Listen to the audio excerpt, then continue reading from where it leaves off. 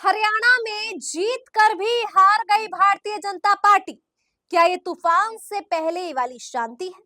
नमस्कार, मैं हूं मेघा हिंदुस्तानी और आप देख रहे हैं माटी के लाल।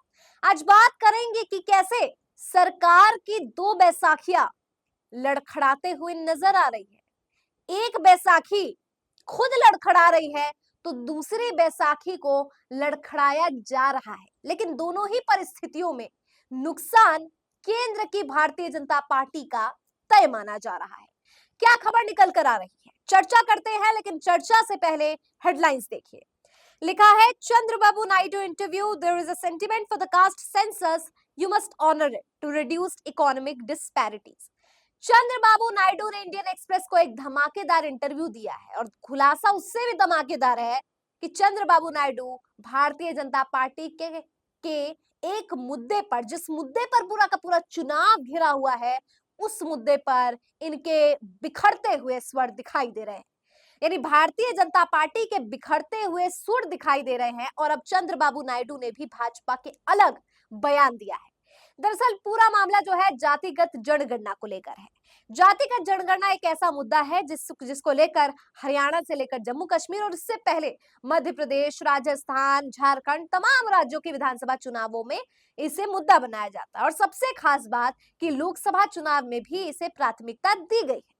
अब ऐसे में जब पूरा का पूरा विपक्ष जातिगत जनगणना की मांग कर रहा है और भारतीय जनता पार्टी का स्टैंड ड्यूअल है, क्योंकि दोहरा इसलिए है क्योंकि बिहार में तो समर्थन हो रहा है जातिगत जनगणना का, क्योंकि चिराग पासवान भी जातिगत जनगणना का समर्थन कर रहे हैं, लेकिन पूरे देश की बात होती है तो भारतीय जनता पार्टी मौन हो जाती है, चुप्पी साध लेती है। लेकिन भारतीय जनता पार्टी के नेता, चाहे वो कंगना रनौत हो या फिर वो एनडीए गठबंधन के साथी चंद्रबाबू नायडू हो, तेलुगु देशम पार्टी ही क्यों ना हो, अब वो बीजेपी के एक ऐसे मुद्दे पर जहां पर बीजेपी का आधिकारिक स्टैंड नहीं आया, वहां नेताओं के बीच में ऐसी जो तालमेल बननी चाहिए वो बिगड़ती हुई नजर आ रही है। स्थिति डवाडोल है भाई साहब। जरा खबर समझिए। कंगना रनौत कह रही है जातिगत जनगणना के खिलाफ है वो, बताया था मैंने आपको कुछ हफ्ते पहले। और अब खबर निकल कर आ रही है चंद्रबाबू नायडू कह रहे हैं कि वो जातिगत जनगणना का समर्थन करते हैं। ऐसे में प्रतिक्रिया भाजपा के लिए शायद हरियाणा में नुकसान न लाई हो, लेकिन बात यहां पर सेंट्रल लीडरशिप और दोनों बैसाखियों के जरिए 5 साल सरकार के पूरे करने को है। मैंने आपको बताया कि कैसे नीतीश कुमार को अखिलेश यादव ने ऑफर दे डाला है कि आप एनडीए गठबंधन छोड़कर इंडिया ब्लॉक का हिस्सा बन जाइए, और वो इसलिए कहा गया है क्योंकि जयप्रकाश नारायण के अस्तित्व, या उनका कहूंगी जयप्रकाश नारायण के आंदोलन की वजह से अस्तित्व नीतीश कुमार का, और जो भी एक्स वाई जी रीजन दिए गए हैं, कारण बताया गया, लेकिन महत्वपूर्ण ये है कि एक बैसाखी को गिराने का प्रयास किया जा रहा है और एक बैसाखी खुद गिर रही है।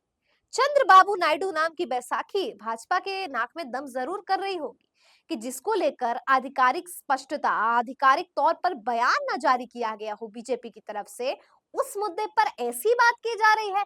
चंद्रबाबू नायडू खुले आम इंटरव्यूज में, साक्षात्कार में कह रहे हैं कि हम जातिगत जनगणना का समर्थन करते हैं। तो क्या भाजपा के लिए ये पचाना, ये बात काफी आसान होने वाला है? बिल्कुल भी नहीं।